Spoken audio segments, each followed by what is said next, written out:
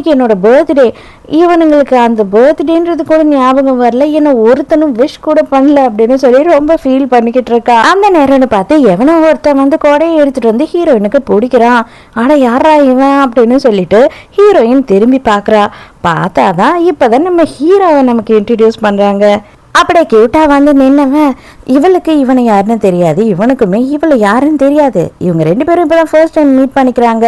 இல்லை ரொம்ப பனியா பெய்யுது, நீங்க வந்து பனியில நினைஞ்சிட்டு இருக்கீங்க, அதனால தான் இந்த கொடையை கொடுக்கலான்னு வந்தேன், கொடையை வச்சுக்கோங்க அப்படின்னு சொல்றான். ஹீரோயினுக்கு வாங்கலாமா வேண்டாமானே தெரியல. இல்லை எனக்கு வேண்டாம் அப்படின்னு சொல்றா. பரவாயில்ல, இங்கேருந்து வந்துட்டு நான் போகிறது 2 நிமிஷம் கூட ஆகாது, நான் ரீச் ஆகிட்டேன், நீங்கள் இந்த கொடையை எடுத்துகிட்டு போங்கன்னு கம்பல் பண்ணி ஹீரோயினோட கையில் கொடுக்குறான். ஆனால் அந்த நேரம்னு பார்த்தா நம்ம ஹீரோயினுக்கு கால் வழுக்கணும்.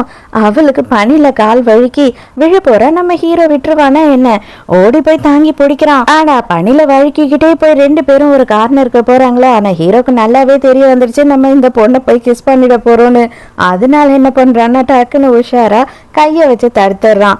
ஏன் அப்படின்னு பார்த்தா ஆல்மோஸ்ட் நம்ம ஹீரோக்கும் ஹீரோயினுக்கும் 10 வயசு வித்தியாசம். நல்ல வேலை இந்த பொண்ணு எல்லாரும் கிஸ் பண்ணிட்டு இருப்போம், தப்பிச்சேன், இல்லைன்னா போக்சோல பிடிச்சி உள்ள போட்டுட்டு இருப்பானுங்க, இவளுக்கு 18 வயசு ஆச்சா இல்லையானே தெரியலையே அப்படின்னு சொல்லி அவன் பார்த்துட்டு இருக்கான். ஹீரோயின் ஐயோ ஆல்மோஸ்ட் என்னோட ஃபர்ஸ்ட் கிஸ், நல்ல வேலை மிஸ் ஆயிடுச்சு அப்படின்னு நினைக்கிறா. இந்த விஷயம் நடந்த உடனே 2 பேருக்குமே ஒரு மாதிரி சங்கடமாயிடுது. நான் இப்படி போறேன், நான் அப்படி போறேன்னு சொல்லிட்டு மாறி மாறி வேற எதுவும் பேசிக்காம அந்த இடத்த விட்டு ஓடிடுறாங்க. ஹீரோயின் வீட்டுக்கும் போயிடுறா. பங்கி பயிலுங்க, எவனும் எனக்கு கிஃப்டும் கொடுக்கல, விஷயம் பண்ணல, நானே எனக்கு கிஃப்ட் வாங்கிட்டு வந்துட்டேன் அப்படின்னு சொல்லிட்டு இவளுக்கு பெயிண்டிங்னா ரொம்ப பிடிக்கும் போல, அதனால வந்து ஒரு பெயிண்டிங்கை வாங்கிட்டு வந்திருக்கா அவ பர்த்டே அன்னைக்கு. ஆனா சர்ப்ரைஸா பார்த்தா சின்ன அண்ணன் இருக்கான் இல்லையா, அவன் வந்துட்டு ஆல்ரெடி ஞாபகம் இருந்திருக்கு அவனுக்கு, வேணும்னே தான் இவளை வெளியில அனுப்பியிருக்கான் இந்த ஏற்பாடெல்லாம் பண்றதுக்கு.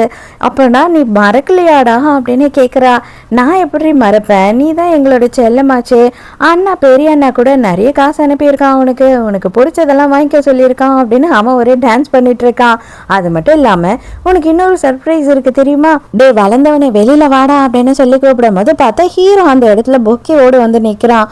அப்பதான் வந்து அண்ணங்காரன் என்ன சொல்றான்னா, ஆக்சுவலா இவன் என்னோட ஃப்ரெண்டு, அப்ராட்ல இருந்துட்டு இப்பதான் ரொம்ப நாள் கழிச்சு இங்க வந்திருக்கான், அதான் வந்து உன்னை விஷ் பண்ணணும்னு ஆசைப்பட்டான், பொக்கேவோட வந்திருக்கான் அப்படின்னு சொல்லும் போது ஹீரோயினுக்கு ஷாக்கு. ஐயோ இந்த பையன் நானு